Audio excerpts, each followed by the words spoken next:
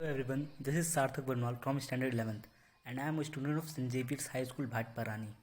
Today I will explain you about COVID-19 और novel corona virus. आज मैं आपको कुछ नई चीज़ें बताने वाला हूँ. मैं ये नहीं बताऊँगा आपको कि इसके सिम्टम्स क्या होते हैं, इसके प्रिवेंटिव्स क्या होंगे. मैं आपको आज बताऊँगा वायरसेस क्या होते हैं और फिर उसके बाद बताऊँगा कि कोरोना वायरस क्या होता है. फिर उसके बाद मैं इन दोनों में ये बताऊंगा कि इन दोनों का मैकेनिज्म क्या है, ये ह्यूमन बॉडी पे कैसे अटैक करते हैं, कैसे वायरसेस अटैक करते हैं, कैसे कोरोना वायरस अटैक करते हैं और कैसे इससे ह्यूमंस को मतलब ज़्यादा नुकसान हो रहा है.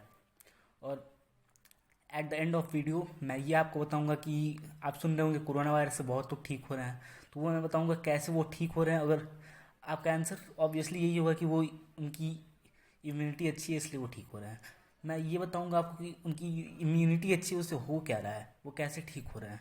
तो हमारे साथ एंड तक बने रहिए और देखिए मैं क्या बताता. तो आइए सबसे पहले देखते हैं वायरसेस क्या होते हैं. Viruses are ultra microscopic infectious particles. Viruses जो होते हैं बहुत छोटे होते हैं, बहुत छोटे, अल्ट्रा माइक्रोस्कोपिक. ये बैक्टीरिया से भी छोटे होते हैं क्योंकि ये बैक्टीरिया प्रूफ जो मास्क आते हैं इनमें ये एंटर कर जाते हैं. तो इससे हमें पता चलता है कि बैक्टीरिया से भी छोटे होते हैं वायरसेस. और ये बहुत इन्फेक्शियस भी होते हैं. और ये जो होते हैं न्यूक्लियो प्रोटीन से बने होते हैं, यानी कि ये जो होस्टल में इन्फेक्शन कॉज करते हैं वो न्यूक्लिक एसिड के थ्रू करते हैं. ये एनिमल्स में जो होते हैं ये सिंगल डबल स्टैंडर्ड होते हैं और जो प्लांट्स में होते हैं ये सिंगल स्टैंडर्ड होते हैं. मैंने इसका एक रफ स्केच भी आपको दे रखा है. एंड अब आए तो हम थर्ड पॉइंट देखेंगे. तो ये थर्ड पॉइंट जो है ये सबसे इम्पॉर्टेंट पॉइंट है इस पूरे टॉपिक का, कि they grow multiply and undergo mutation only within living host cell. Viruses are the connective link between living and non living cells. देखिए मैंने क्या कहा, वायरसेस जो होते हैं ये ग्रो करते हैं, मल्टीप्लाई करते हैं और म्यूटेशन करते हैं केवल और केवल लिविंग होस्ट सेल के अंदर ही. वायरसेस जो होते हैं ये लिविंग और नॉन लिविंग सेल्स के कनेक्टिव लिंक होते हैं. ये कैसे मैं आपको अभी कुछ देर बाद बताऊंगा. चलिए देखते हैं अब नॉन लिविंग के कैरेक्टर्स इसमें क्या क्या हैं. इनमें प्रोटोप्लाज्म नहीं होता है, ये रिस्पायर नहीं करते हैं और इनमें एंजाइम सिस्टम नहीं होता है. क्या कहा मैंने, क्या कहा आप दोबारा सुनिए. इनमें प्रोटोप्लाज्म नहीं होता, ये रिस्पायर नहीं करते, इनमें एंजाइम सिस्टम नहीं होता. अब आइए देखते हैं इसमें लिविंग बींग्स के क्या क्या कैरेक्टर्स हैं. पहला कैरेक्टर है कि ये लिविंग सेल्स में अपना रेप्लिकेशन करते हैं, यानी कि अपनी कॉपी बनाते हैं. दूसरा है कि न्यूक्लिक एसिड जो होता है इन वायरसेस का ये सिमिलर जीन म्यूटेशन शो करता है और जो क्रोमोजोम लिविंग बींग्स के होते हैं ये भी सिमिलर होते हैं. फिर थर्ड पॉइंट देखें, न्यूक्लिक एसिड जो होता है इनके बॉडी में प्रेजेंट होता है और ये तो फ्रेंड्स अब तक हमने पढ़ा कि वायरसेस क्या होते हैं. तो हमने वायरसेस का इंट्रोडक्शन तो ले लिया. इसमें दो चीज़ें मैंने छोड़ दी थी. पहला ये है कि वायरसेस जो लिविंग बींग्स में होते हैं वो अपना खुद का प्रोटीन सिंथेसिस कर सकते हैं. और दूसरा चीज़ ये है, मैंने आपको बोला था कि वायरसेस जो होते हैं लिविंग और नॉन लिविंग के कनेक्टिव लिंक होते हैं. तो मैं ये बताऊंगा कि ये कैसे होते हैं.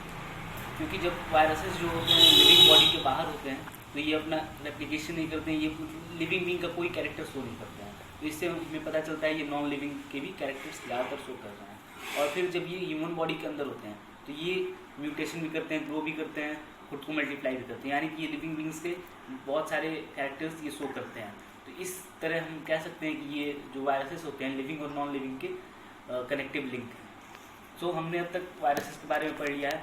वायरसेस एक चीज़ और मैंने इसमें छोड़ी थी कि जो वायरसेस जो जिनमें जेनेटिक मटेरियल डीएनए कैरी किए होते हैं वो जो होते हैं हमारे न्यूक्लियस पे अटैक करते हैं. और जो आरएनए कैरी किए होते हैं वो क्या करते हैं, हमारे साइटोप्लाज्म पे अटैक करते हैं. सो अब हम लोग को पढ़ना है कोरोना वायरस के बारे में. तो कोरोना वायरस क्या है ये मैं आपको भी बताता हूँ. तो फ्रेंड्स कोरोना वायरस जो होते हैं ये सिंगल स्टैंडर्ड आरएनए वायरस होते हैं जिनका डायमीटर लगभग 120 नैनोमीटर होता है. और मैंने आपको बता रखा है ज़्यादातर वायरसेस जो होते हैं या तो वो डीएनए कंटेंट किए होते हैं या तो आरएनए कंटेंट किए होते हैं. और जो डीएनए जेनेटिक मटेरियल कैरी किए होते हैं वो ज़्यादातर जो वायरसेस होते हैं वो न्यूक्लियस पे अटैक करते हैं. और जो आरएनए वायरसेस कैरी किए होते हैं ये ज़्यादातर साइटोप्लाज्म पे अटैक करते हैं. तो ये ज़रूरी नहीं है कि ये आरएनए है तो साइटोप्लाज्म पे अटैक करेंगे और ये डीएनए है तो न्यूक्लियस पे ही अटैक करेंगे. ये अपने में चेंज भी कर सकते हैं लेकिन मोस्टली जनरली ये होता है. फिर अब नेक्स्ट हम लोग देखें तो ये जो होते हैं इनमें म्यूटेशन बहुत ही आसानी से हो जाता है, इसमें भी कॉम्बिनेशन भी बहुत आसानी से होता है. इसीलिए ये जो वायरसेस हैं बाकी वायरसेस से डिफरेंस हो जाते हैं. और ये लगभग इनकी 40 डिफरेंट वेराइटीज़ हैं. जो कि मेनली ह्यूमंस को अफेक्ट करती हैं और नॉन ह्यूमन मैमल्स को और बर्ड्स को अफेक्ट करती हैं। ये वायरसेस जो हैं बैट्स में पाए गए हैं सबसे पहले, और वाइल्ड एनिमल्स में पाए गए हैं, और फिर इसके थ्रू ये बहुत सारे अदर एनिमल्स में फैले हैं और फिर ह्यूमंस में फैले हैं। फिर वायरसेस जो हैं, जो वायरसेस कोविड-19 को कॉज कर रहे हैं, माना जाता है कि ये वायरसेस जो हैं बैट्स से यानी कि चमगादड़ों से आए हुए हैं, और फिर ये दूसरे स्नेक्स और पैंगोलिन में स्नेक या पैंगोलिन में स्प्लिट किए हैं, और फिर इससे ये ह्यूमंस में स्प्लिट कर चुके। तो फ्रेंड्स, हमने अब तक पढ़ लिया कि वायरसेस क्या होते हैं, हमने ये भी पढ़ लिया कोरोना वायरसेस क्या होता है। अब हमें इन दोनों का मैकेनिज्म पढ़ना है, ये कैसे वायरसेस अटैक करते हैं और कैसे कोरोना वायरस हमारी बॉडी पे अटैक करता है। तो फ्रेंड्स, हमने पढ़ लिया वायरसेस क्या होते हैं, कोरोना वायरसेस क्या होते हैं। अब हमें पढ़ना है what is the difference between the attacking mechanism of viruses and corona viruses. तो सबसे पहले अगर हम देखें तो इसमें होती है वायरल एंट्री। इसमें क्या होता है, वायरस की एंट्री होती है हमारे सेल के अंदर। इसको हम डायग्राम से पढ़ें तो और भी आसान होगा। तो फ्रेंड्स, मैंने आपके लिए एक यहाँ पे एनिमल सेल ले लिया है। इस एनिमल सेल में अब देखिए वायरसेस अटैक कैसे करते हैं। पहले ये हमारे सेल के अंदर एंट्री करते हैं। ये जो हमारा ये सेल मेम्ब्रेन है, इसको ये क्या करते हैं, रप्चर कर देते हैं। ये एक प्रोटियोलिटिक एंजाइम सेक्रेट करते हैं या फिर वायरल एंजाइम सेक्रेट करते हैं, जिससे हमारा ये सेल मेम्ब्रेन जो है ये रप्चर हो जाता है। ये रप्चर हो जाता है, टूट जाता है। ये वायरसेस जो हैं हमारे बॉडी के अंदर एंट्री कर जाते हैं। मैंने एक यहाँ रफ स्केच भी ड्रॉ कर दिया। सपोज दैट ये वायरस है, ये हमारे सेल मेम्ब्रेन पे अटैक करके इसको रप्चर कर देते हैं, और ये सीधे हमारे न्यूक्लियस पे अटैक करते हैं। तो फ्रेंड्स, हमने देख लिया कि कैसे वायरस हमारे सेल के अंदर एंटर करते हैं। अब इनका नेक्स्ट जो स्टेप होता है ये होता है रेप्लिकेशन का। वायरल रेप्लिकेशन पहले मैं आपको बता दूं होता क्या है। ये बायोलॉजिकल वायरसेस का फॉर्मेशन होता है इन्फेक्शन के थ्रू।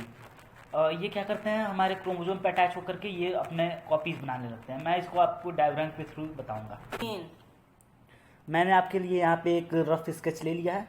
मैंने इस सेल से एक न्यूक्लियस निकाल करके लिया है। न्यूक्लियस में अब क्या क्या होता है, क्रोमोसोम्स होते हैं। इन्हीं क्रोमोसोम्स पे ये वायरसेस क्या करते हैं, जनरली हमारे इस न्यूक्लियस के अंदर एक न्यूक्लियोलस होता है। इस न्यूक्लियोलस के सराउंड में हमारे ये क्रोमोसोम पाया जाता है, और ये क्रोमोसोम पे ही क्या करते हैं, ये अटैच कर जाते हैं ऐसे डॉट्स बना करके। ये अटैच कर जाते हैं और अपनी कॉपी ये बनाना शुरू कर देते हैं। ये तो मैंने अब तक बात की थी ये नॉर्मल वायरसेस कैसे हमारे बॉडी पे अटैक करते हैं, और अब हम देखेंगे कि कोरोना वायरस कैसे हमारे बॉडी पे अटैक कर रहा है। तो कोरोना वायरसेस क्या कर रहे हैं, ये हमारे क्रोमोसोम पे अटैक नहीं कर रहे हैं, ये क्या कर रहे हैं, इन राइबोसोम्स पे अटैक कर रहे हैं। ये राइबोसोम्स जो है हमारे न्यूक्लियोलस के अंदर से आए हैं, तो इनकी कॉपी जनरली इनके पास होती है। तो ये इस पे अटैक करके अपनी कॉपी और तेज़ी से बना ले रहे हैं, और इससे क्या हो रहा है, हमारे बॉडी को और भी ज़्यादा इफेक्ट हो रहा है। तो आप ही सोचिए, जो एक वायरस हमारे बॉडी पे इतना अटैक कर रहा था, वो अपनी मिलियंस बिलियंस कॉपीज बना करके क्या कर सकता है। अब तक जब मैं ये वीडियो बना रहा हूँ, तब तक हमारे देश भारत में कुल 10,541 केसेस हैं, जिनमें से 1205 लोग रिकवर हो चुके हैं और 358 डेथ हो चुकी हैं। तो अब मैं आपको ये बताने जा रहा हूँ, ये जो रिकवर हो रहे हैं ये हो कैसे रहे हैं। ऑब्वियसली इसका एक सिंपल आंसर है कि ये अपनी इम्यूनिटी के थ्रू ये रिकवर हो रहे हैं। इनकी इम्यूनिटी अच्छी है, इसलिए ये रिकवर हो रहे हैं। तो मैं एक आपको बात बता दूं कि हमारी बॉडी किसी भी वायरसेस, किसी भी बैक्टीरिया से फाइट कर सकती है, जब अगर उसके इंटरफेरोन प्रोटीन के फॉर्मेशन को ये वायरसेस न रोके। तो अगर ये वायरसेस इस इंटरफेरोन प्रोटीन के सिंथेसिस को रोक देते हैं, तो ये ऑब्वियसली हमारे सेल को रप्चर कर जाएगी और ये हमारे बॉडी को भी अफेक्ट करेगी। हमारे पहले तो ये मैं बताना चाहता हूँ आपको कि कोई भी वायरसेस हो, बैक्टीरिया हो, कोई भी फॉरेन पार्टिकल हो, वो हमारी बॉडी पर अटैक करते हैं, तो ये क्या करते हैं, इनसे हमारी बॉडी में WBCs और इंटरफेरोन प्रोटीन ये दोनों साथ में फाइट करती हैं। और यही जब इंटरफेरोन प्रोटीन का फॉर्मेशन जब बंद हो जाता है, तो क्या होता है, ये हमारे बॉडी वायरसेस का अटैक हो जाता है। तो ये अब तक जो भी इंडिया में ये 358 पीपल्स की डेथ हुई है, इसमें से आधे तो इस डर से मर गए हैं कि हमको कोरोना वायरस हो गया है, आधे इस डर से मर गए हैं। फिर इनमें बहुत सारे जो हैं ये रिकवर कर गए हैं। ये रिकवर जो किए हैं, इनकी इम्यूनिटी अच्छी है, और ये एक पॉजिटिव सोच के साथ है कि हाँ मैं ठीक हो सकता हूँ। इनकी इम्यूनिटी भी अच्छी है और ये पॉजिटिव सोच के साथ भी है। और मैं गारंटी आपको दे सकता हूँ ये 1205 लोग जो हैं, ये आप रिसर्च कर सकते हैं कि ये जो लोग हैं ये ऑब्वियसली कोई बूढ़े व्यक्ति नहीं ही होंगे. Thanks for your precious time. And if you have any doubt regarding these topics, you can directly contact me here. I have given my contact number there. You can message me or directly call me. Thank you. Thank you everyone.